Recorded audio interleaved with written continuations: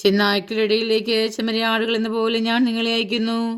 അതിനാൽ നിങ്ങൾ സർപ്പങ്ങളെപ്പോലെ വിവേകികളും പ്രാവുകളെപ്പോലെ നിഷ്കളങ്കരുമായിരിക്കുവിൻ.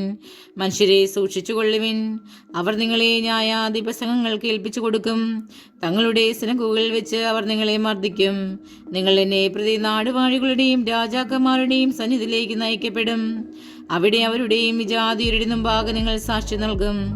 അവർ നിങ്ങളെ ഏൽപ്പിച്ചു കൊടുക്കുമ്പോൾ എങ്ങനെ പറയണമെന്നോ എന്ത് പറയണമെന്നോ നിങ്ങൾ ആകുലരാകേണ്ട. നിങ്ങൾ പറയേണ്ടത് ആ സമയത്ത് നിങ്ങൾക്ക് നൽകപ്പെടും. എന്തെന്നാൽ നിങ്ങളല്ല, നിങ്ങളിലൂടെ നിങ്ങളുടെ പിതാവിൻ്റെ ആത്മാവാണ് സംസാരിക്കുന്നത്. സഹോദരൻ സഹോദരനെയും പിതാവ് പുത്രനെയും മരണത്തിന് ഏൽപ്പിച്ചു കൊടുക്കും. മക്കൾ മാതാപിതാക്കന്മാരെ എതിർക്കുകയും അവരെ വധിക്കുകയും ചെയ്യും. എൻ്റെ നാമം മൂലം നിങ്ങൾ സവരാലും ദോഷിക്കപ്പെടും. അവസാനം വരെ സഹിച്ചു നിൽക്കുന്നവൻ രക്ഷപ്പെടും. ഒരു പട്ടണത്തിൽ അവർ നിങ്ങളെ പീഡിപ്പിക്കുമ്പോൾ മറ്റൊന്നിലേക്ക് ഓടിപ്പോകുവിൻ. സത്യമായി ഞാൻ നിങ്ങളോട് പറയുന്നു, മനുഷ്യപുത്രന്റെ ആഗമനത്തിന് മുമ്പ് നിങ്ങൾ ഇസ്രായേലിലെ പട്ടണങ്ങളെല്ലാം ഇങ്ങനെ ഓടി പൂർത്തിയാക്കുകയില്ല.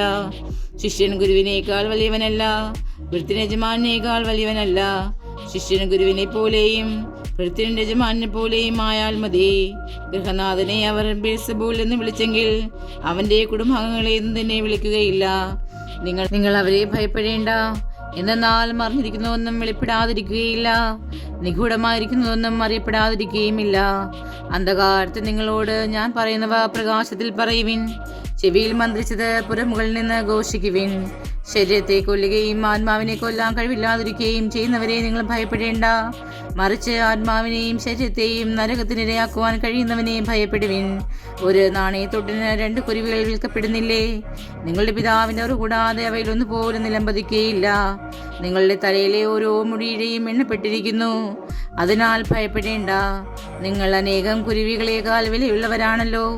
മനുഷ്യരുടെ മുമ്പിൽ എന്നെ ഏറ്റുപറയുന്നവനെ എൻ്റെ സ്വഗസ്സനായ പിതാവിൻ്റെ മുമ്പിൽ ഞാനും ഏറ്റുപറയും. മനുഷ്യരുടെ മുമ്പിൽ എന്നെ തള്ളിപ്പറയുന്നവനെ എൻ്റെ സ്വഗസ്സനായ പിതാവിൻ്റെ മുമ്പിൽ ഞാനും തള്ളിപ്പറയും.